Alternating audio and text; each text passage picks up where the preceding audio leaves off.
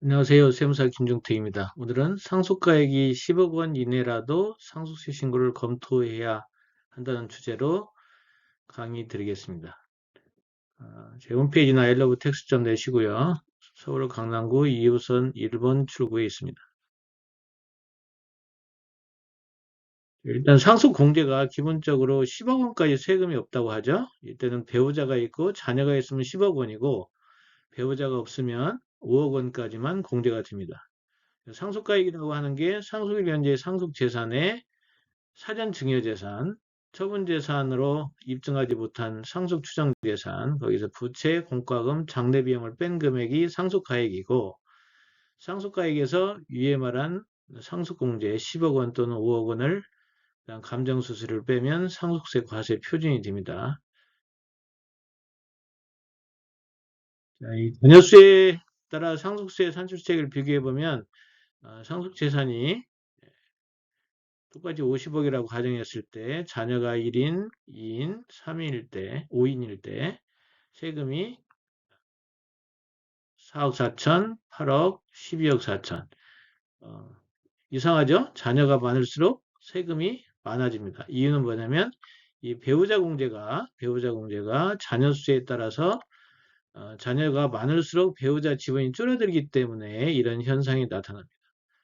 자, 옆에 보면 50억이 있는데 배우자가 없을 때 50억은 똑같겠죠? 예, 되게 자녀 수가 어, 5명 이상이 되지 않는 한 세율이 거의 비슷합니다. 50억일 때 상속세가 17억 이렇게 되죠.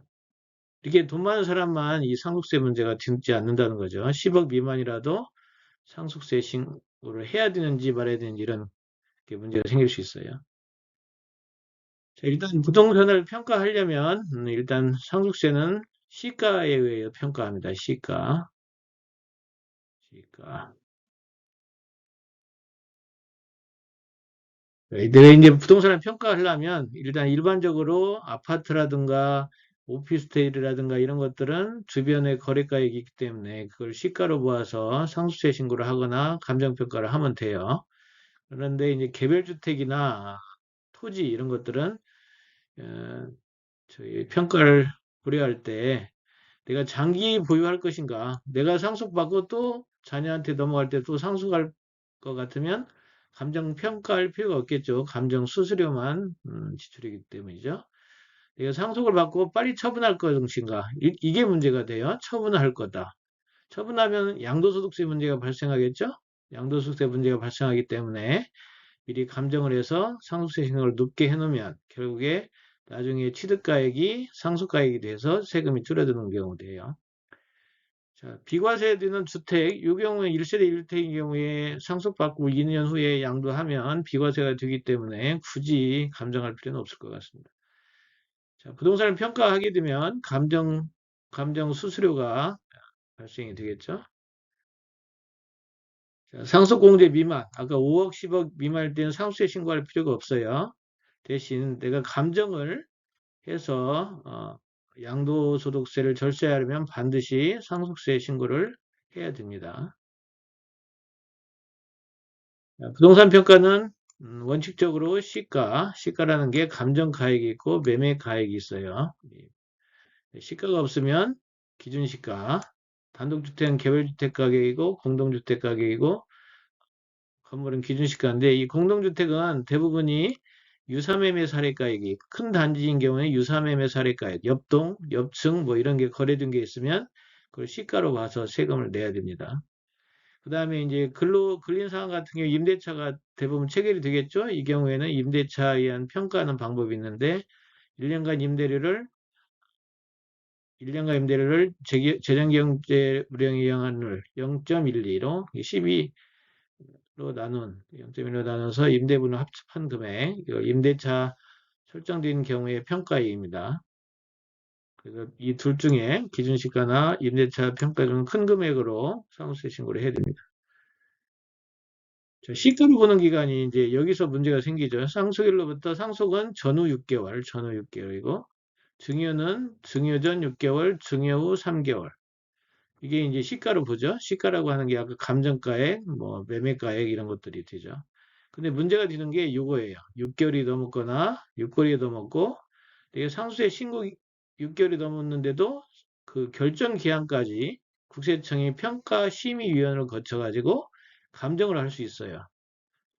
예를 들어 공시지가는 35억인데 이거를 국세청이 평가심의위원회에 올려가지고 55억으로 이렇게 평가를 할 수 있습니다. 그래서 고가의 재산은 가급적이면 감정을 해서 신고하는 게 유리할 것 같습니다. 자, 상속세 신고 기간이 6개월 말일입니다. 증여인의 경우는 3개월 말일이고요.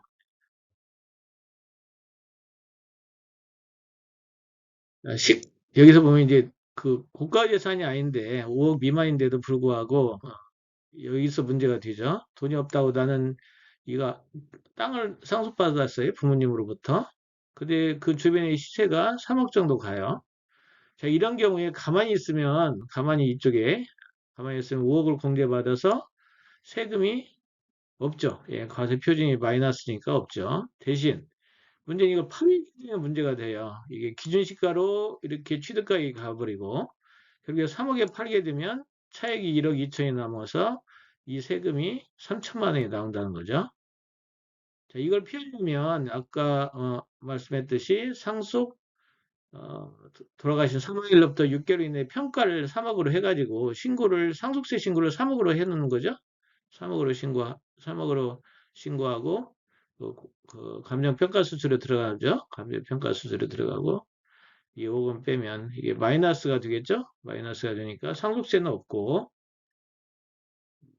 자 상속세가 없으니까 또 이 내가 감정해서 신고를 6개월 이내에 했으니까 6개월이 되는 말과 신고했으니까 취득가액이 3억이 드는 거죠. 3억이. 팔대 가액이 3억이니까 당연히 세금이 안 나타나죠. 자, 그래서 이 3천만 원이라는 금액이 절세가 될 수 있습니다. 여기가 좀 산식이 잘못되긴 했네요. 과세 표준이. 이 55만 원을 빼지 않았는데요. 이거 감안해 주시기 바라고요. 자, 그래서 그 5억 미만이라도 이 저가의 부동산, 이 기준시가하고 평가액 차이가 많이 나는 자산들은 미리 상속세 신고를 해서 나중에 이렇게 양도소득세를 절세하는 이런 방법을 모색해야 되겠습니다.